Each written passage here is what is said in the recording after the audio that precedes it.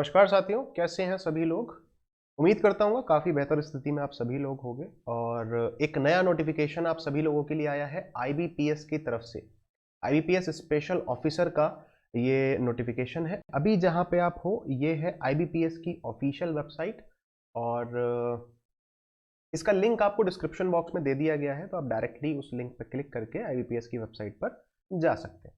अच्छा, ये जो स्क्रॉल हो रहा है ये पहला लिंक है अप्लाई करने का। Click here to apply online for common recruitment process for CRP special 12th। और इसके बाद जो लिंक आएगा वो आएगा नोटिफिकेशन का।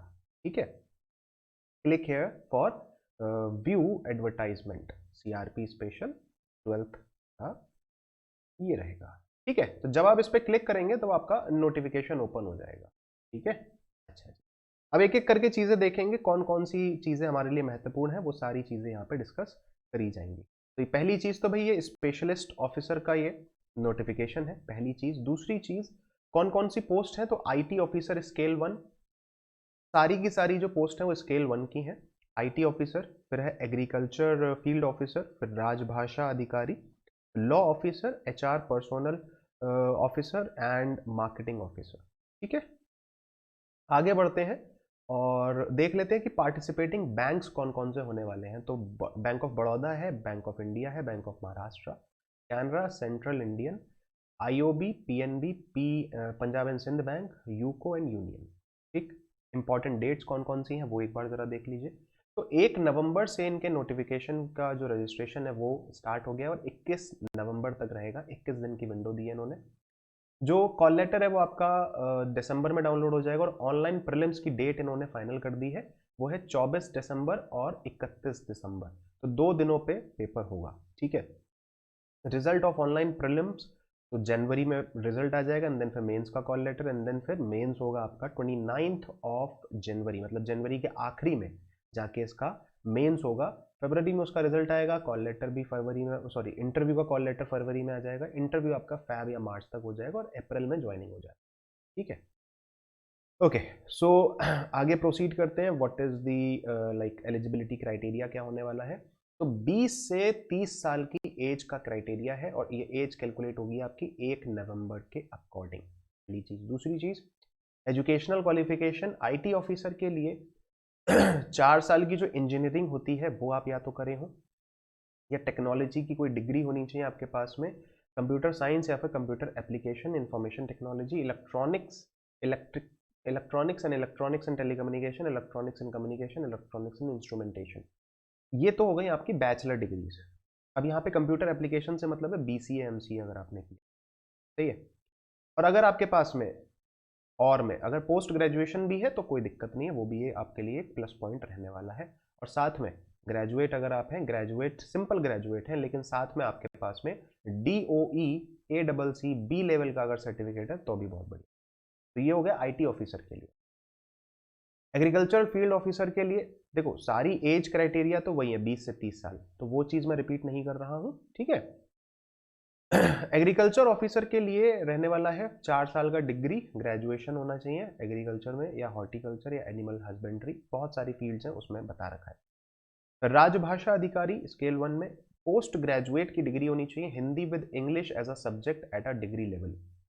और इसके साथ साथ अगर पोस्ट ग्रेजुएट है तो अच्छी बात है, नहीं है तब भी कोई दिक्कत नहीं। पोस्ट ग्रेजुएट संस्कृत में और English and Hindi as a subject in degree level. ठीक है, लॉ ऑफिसर में आपके पास में LLB की डिग्री होनी चाहिए and enrolled as an advocate with bar council, तो ये भी जरूरी है, एंड लगा हुआ है। HR पर्सनल तो graduate in 2 years full time post graduate degree और 2 years full time post graduate diploma in personnel management, industrial relations, HR HRD social work, labour laws. तो पोस्ट ग्रेजुएशन होना जरूरी है, इन शॉर्ट MBA होना जरूरी है। ठीक है, अच्छा इसके बाद है मार्केटिंग ऑफिसर्स। तो graduate in 2 years of MMS marketing, and then फिर आगे आपका 2 years full time MBA, 2 years full time PGDBA, PGDBM, PGPM, PGDM with specialization in marketing. Specialization in marketing बोला गया है। ठीक है, आगे बढ़ते हैं। ओके, सो यहाँ पे एज का रिलैक्सेशन बताया गया है, वो आप एक बार देख सकते हो। ठीक है, एंड देन फिर प्रोसीड करते हैं वैकेंसीज की तरफ। ठीक है, तो ये आ गया आपका जो सिलेक्शन प्रोसेस है, उसमें क्या क्या एग्जाम्स होने वाले हैं, किस तरीके से होंगे वो समझ लो। तो प्रीलिम्स एग्जाम होगा, अगर हम लेबर लॉ, लॉ ऑफिसर या फिर राजभाषा अधिकारी की बात करें तो इनका जो एग्जाम होगा वो होगा इंग्लिश, रीजनिंग और साथ में जनरल अवेयरनेस आएगा with special reference to banking industry. 150 marks, 150 question, 125 marks का रहेगा। बाइलिंगुअल होगा, इंग्लिश इंग्लिश में ही रहेगा। 40 मतलब सेक्शनल टाइमिंग मिलेगी आपको, लगभग 2 घंटे का पेपर होने वाला। ठीक है, अगर आईटी ऑफिसर के लिए आप अप्लाई कर रहे हो या एग्रीकल्चर फील्ड ऑफिसर या एचआर पर्सनल या मार्केटिंग ऑफिसर के लिए, तो आपका नॉर्मल जैसा प्री होता है वैसा ही रहेगा, बस क्वेश्चंस बढ़ जाएंगे। इंग्लिश, रीजनिंग, क्वांट्स, तो 50-50 मार्क्स के ये तीनों रहेंगे, सॉरी 50-50 क्वेश्चंस तीनों के रहेंगे। इंग्लिश का एक क्वेश्चन आधे मार्क्स का होता है, तो 25 मार्क्स का पूरा पेपर रहेगा। 50 रीजनिंग, 50 क्वांट्स, 125 का रहेगा बाइलिंगुअल सेक्शनल टाइमिंग के साथ। ठीक है, आगे बढ़ते हैं। इसके बाद मेंस होगा। मेंस में अगर आपने लॉ ऑफिसर के लिए या आईटी ऑफिसर के लिए या एग्रीकल्चर फील्ड ऑफिसर के लिए या फिर एचआर पर्सनल या मार्केटिंग ऑफिसर के लिए अप्लाई किया है, तो आपका पर्सनल नॉलेज का एक टेस्ट, प्रोफेशनल नॉलेज का एक टेस्ट होगा, जिसमें मान लेते हैं लॉ ऑफिसर के लिए अप्लाई किया तो लॉ से रिलेटेड, एलएलबी से रिलेटेड आपके पास में सवाल आएंगे। अगर आईटी से रिलेटेड किया है तो आपके बीटेक से रिलेटेड आपके पास सवाल आएंगे। एग्रीकल्चर से रिलेटेड है तो वहां की डिग्री जो आपने ली है वहां से रिलेटेड आएंगे। तो वो पर्टिकुलर आपके प्रोफेशन से रिलेटेड नॉलेज चेक करेंगे। तो 60 क्वेश्चन 60 मार्क्स के, बाइलिंगुअल 45 मिनट। ठीक है, अगर राजभाषा की बात करें, राजभाषा अधिकारी में, तो professional knowledge objective type questions होंगे ही 45 क्वेश्चंस, और डिस्क्रिप्टिव भी आएगा 2 क्वेश्चन। 60 मार्क्स का टोटल रहेगा। बाइलिंगुअल 30-30 मिनट सेक्शनल टाइमिंग रहेगी। सही है, आगे बढ़ते हैं। अगर हम देखें यहाँ पे, अच्छा मेंस के बाद में इंटरव्यू होता है। ठीक है, मेंस अगर क्वालिफाई करेंगे तो इंटरव्यू होगा, और फिर मेंस और इंटरव्यू के मार्क्स आपके फाइनल मेरिट के लिए देखे जाते। सही है, अब जरा एक बार देख लेते हैं कि कितनी कितनी वैकेंसीज कौन कौन से पोस्ट में निकाली गई है, वो एक बार जरा देख लेते हैं। स्क्रॉल डाउन करते हैं और नीचे हमारे पास में यहाँ पे आ गई आईटी ऑफिसर के लिए जो टोटल वैकेंसीज अभी डिक्लेयर्ड है, वो सिर्फ यूनियन बैंक की तरफ से आई है 44। ठीक है, अलग अलग कैटेगरी में अलग अलग वैकेंसीज है। बाकी कैनरा बैंक ने डिक्लेयर करी है 0, पंजाब एंड सिंध ने 0, पंजाब नेशनल ने 0, यूको ने 0। बाकी कुछ ऐसे बैंक्स हैं अभी जिन्होंने एनआर लिखा हुआ है, मतलब इनकी संभावना है कि ये दे सकते हैं अभी वैकेंसी। ठीक है, जिन्होंने 0 दे दिया है वो तो शायद नहीं देंगे, लेकिन कोई भरोसा नहीं है, वो भी दे सकते हैं, लेकिन बहुत ज्यादा चांसेस है वो नहीं देंगे। लेकिन जिनके आगे एनआर लिखा है वहां पे संभावना है कि वो अभी वैकेंसीज अपनी एड ऑन कर सकते हैं। एग्रीकल्चर फील्ड ऑफिसर में भी यहाँ पे सिर्फ इनका, अच्छा यहाँ पे 2 बैंक्स की तरफ से वैकेंसीज आई हैं, पंजाब नेशनल से और यूनियन से। ठीक है, और टोटल 516 वैकेंसीज आई हैं एग्रीकल्चर फील्ड ऑफिसर, सबसे ज्यादा वैकेंसीज एग्रीकल्चर फील्ड ऑफिसर में। ठीक है, इसके बाद राजभाषा अधिकारी में देखें तो बड़ौदा ने 20 वैकेंसीज दी हैं, बैंक ऑफ बड़ौदा ने, और यूनियन ने 5 वैकेंसी। तो यूनियन ने हर एक फील्ड के लिए वैकेंसी दी है, टोटल 25 वैकेंसी आई है राजभाषा अधिकारी। लॉ ऑफिसर में देखें तो टोटल 10 वैकेंसीज आई हैं, वो भी आई हैं सिर्फ बड़ौदा की तरफ से, बैंक ऑफ बड़ौदा की। और एचआर पर्सनल ऑफिसर की तरफ से 15 वैकेंसीज इसमें आई हैं यूनियन की तरफ से। ठीक है, इसके बाद मार्केटिंग ऑफिसर में 100 वैकेंसीज यूनियन ने दी हैं और कैटेगरी वाइज आपके सामने लिखी है। ठीक, एनआर मतलब है वैकेंसी नॉट रिपोर्टेड, तो ये रिपोर्ट फ्यूचर में हो सकती है, there is a possibility, right.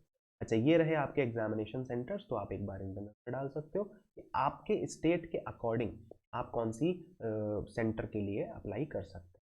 Correct है, तो ये थी कुछ मेजर मेजर पॉइंट्स जो आपसे डिस्कस करने थे, वो आपसे हमने लिए हैं इस नोटिफिकेशन से रिलेटेड। तो इन टोटल अगर हम बात करें तो लगभग 700 वैकेंसीज है, 700 प्लस वैकेंसीज है टोटल अगर हम बात करें सभी पोस्ट को मिला के।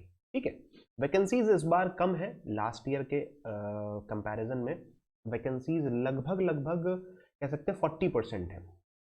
लास्ट ईयर जो वैकेंसीज थी उसका 40% है इस बार वैकेंसीज लगभग। लेकिन अभी बहुत सारे बैंक्स ऐसे हैं जिन्होंने एनआर लिखा हुआ है, तो देर इज अ पॉसिबिलिटी की वैकेंसीज अभी बढ़ जाए, क्योंकि आईबीपीएस पीओ में भी वैकेंसीज बढ़ी, आईबीपीएस क्लर्क में भी वैकेंसीज बढ़ी, तो there is a possibility IBPS SO में भी वैकेंसीज बढ़ जाए, राइट।